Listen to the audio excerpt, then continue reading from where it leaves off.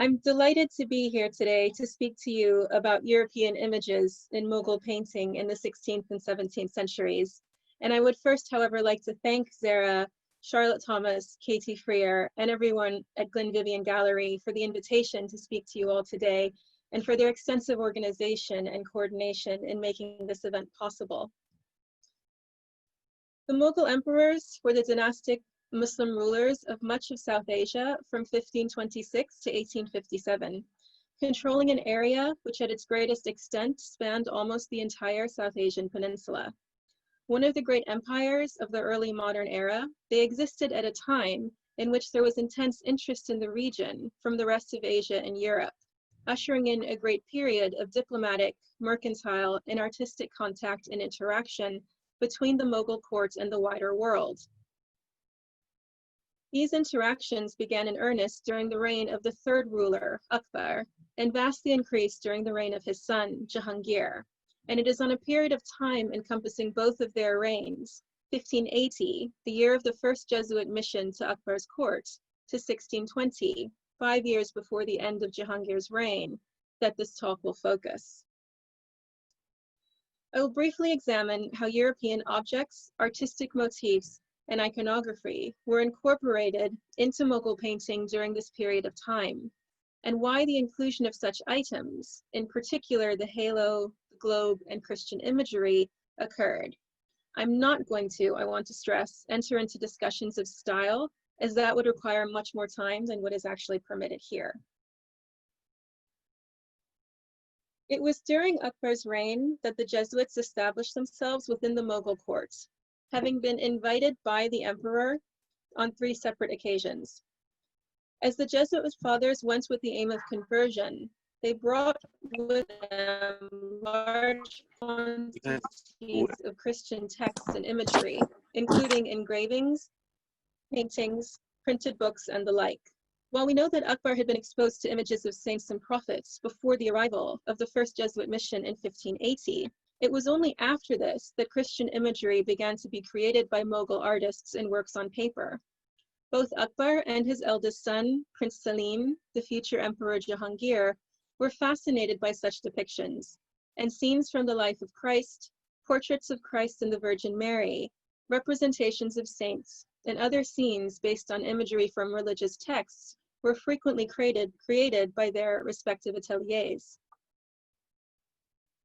We see not only the images of Christian themes being made by Mughal artists, but also the incorporation of actual engravings of European origin pasted into their albums for ornamentation, or being painted on, as in these 2 examples here.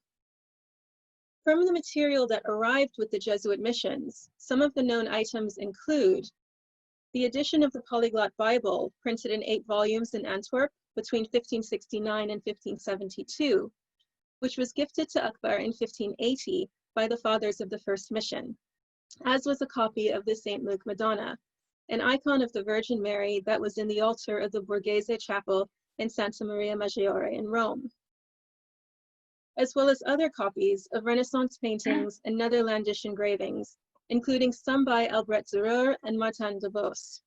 And we're able to say this with complete certainty because of examples like this, where we have the Mughal copy or version of the known European source. It's important to note that these types of images arrived at the Mughal court not only via the 3 Jesuit missions, but also through tradesmen, merchants, and other visitors from Europe. In addition to this type of religious imagery that arrived at the Mughal court during Akbar's reign, other types of items and objects of either European origin or which arrived because of European intervention were present, the result of diplomatic gifts, purchasing of goods, or trade. For example, in 1575, Akbar sent a group to Goa to purchase or acquire novelties from Europe, and one of the items acquired at this time was a portable European organ, an item which then appears in Mughal painting, as you see here.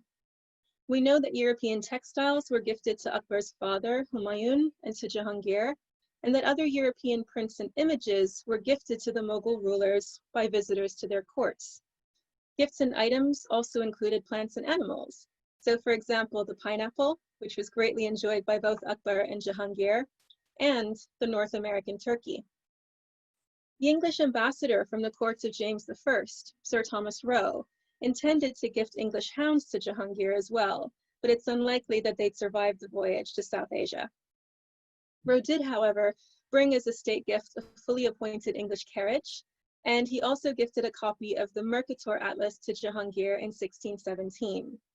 But we know that that wasn't the first example of European visualizations of the world that Jahangir had seen.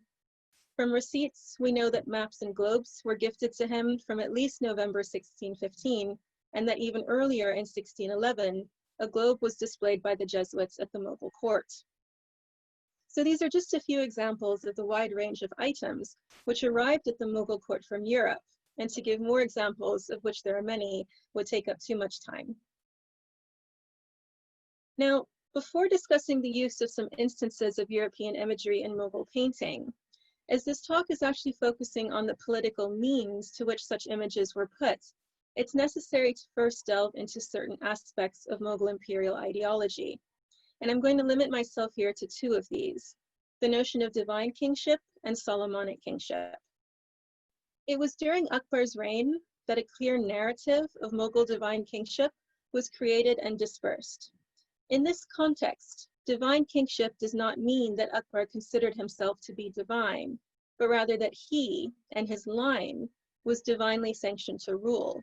And we find this starkly presented to us in his official court history, the Akbarname, and in the Aini-Akbari, an extensive tome on the administration of the Mughal Empire under Akbar, both written by Akbar's close friend and biographer Abul Fazl.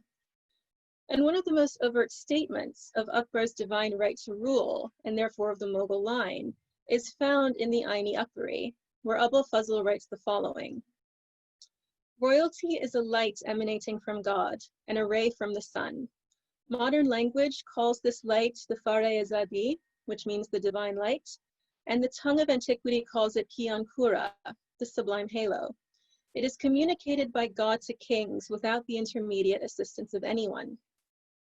Now, this concept that God bestowed a divine light on those he chose to rule, deriving from ancient Persian royal ideology, was eagerly taken up by the Mughals and utilized in verse from Akbar's reign, and from Jahangir's reign in imagery, as a means to convey their inherent divine kingship.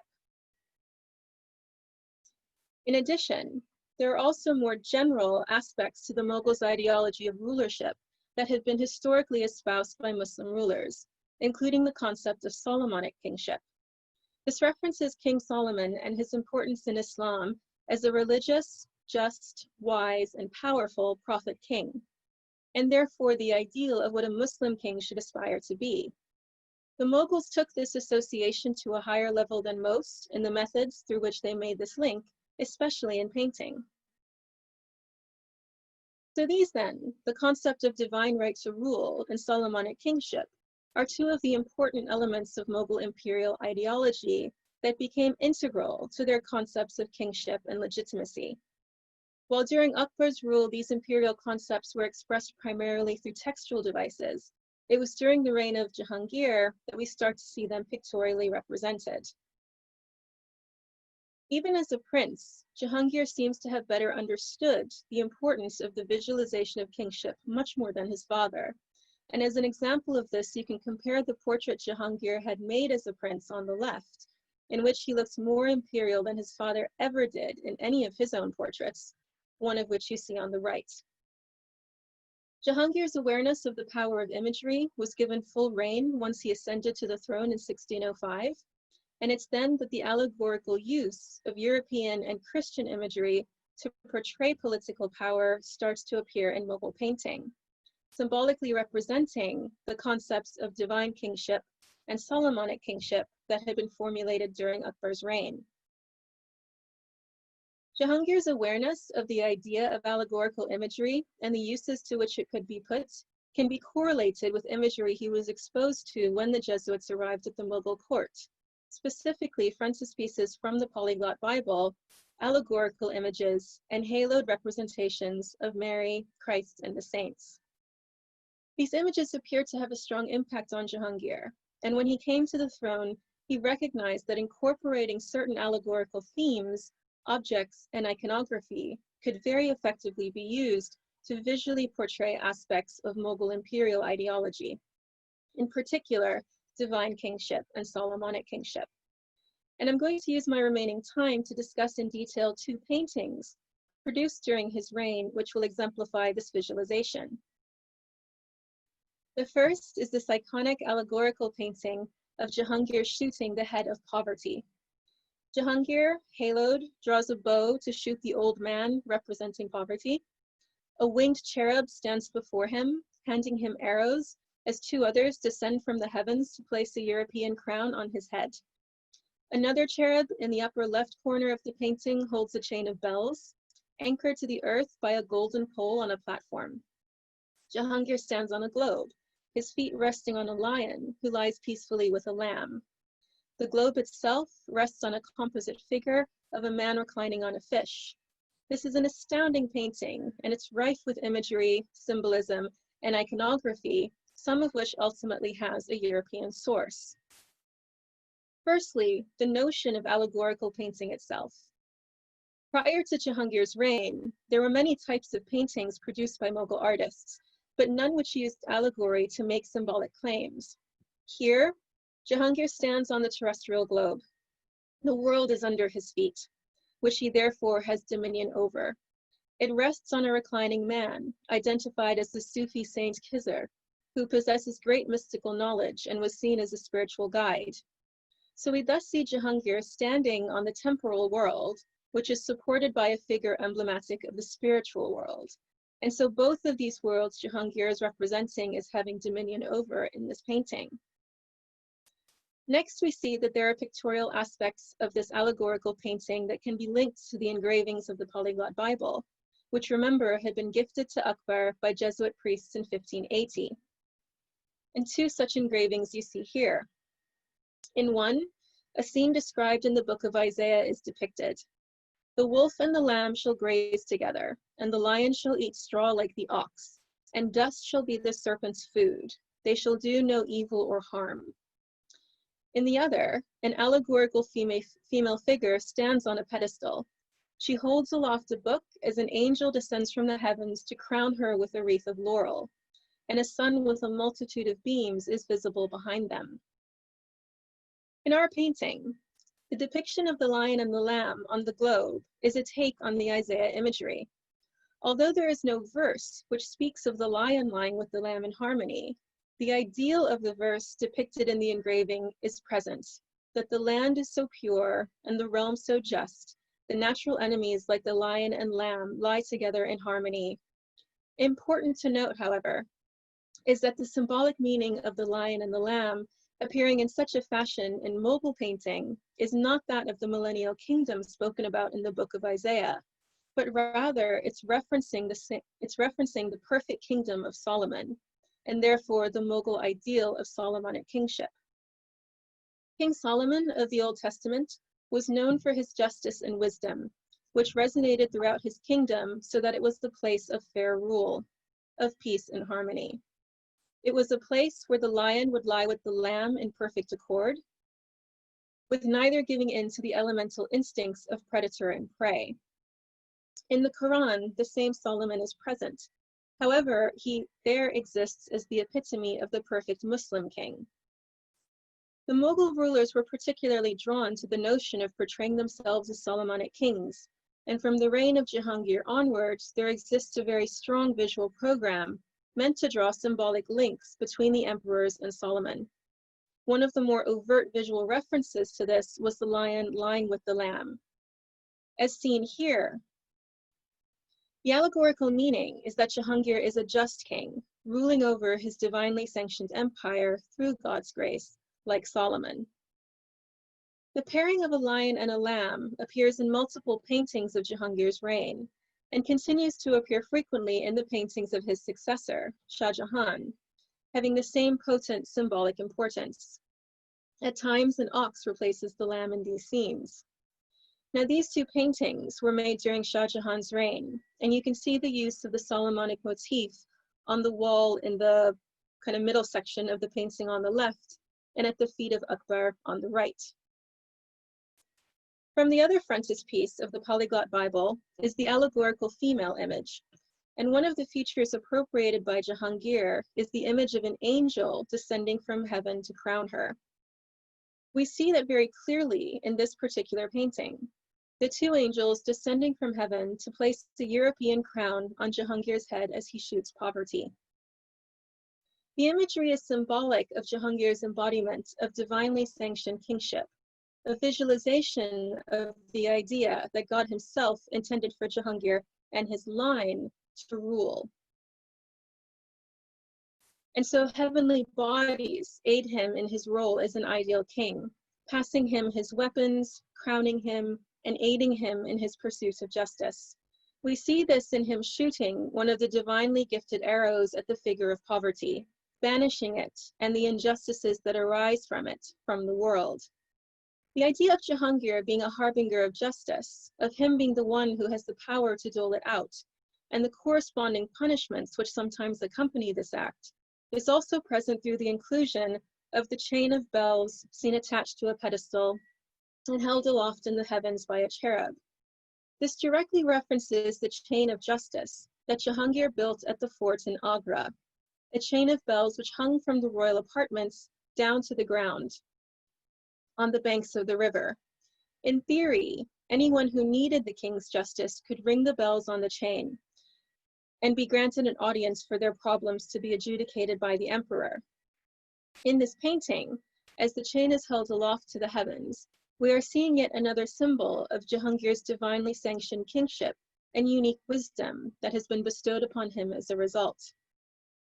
One of the other unmissable symbolic elements in Jahangiri painting that also represents his divinely sanctioned right to rule is the incorporation of the halo into his imperial portraits.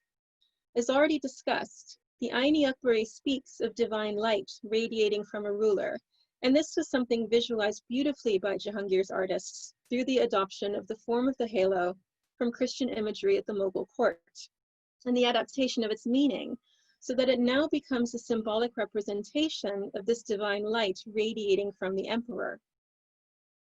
Here, we see a halo comprised of two golden rings, and from the outer one are waving rays of light.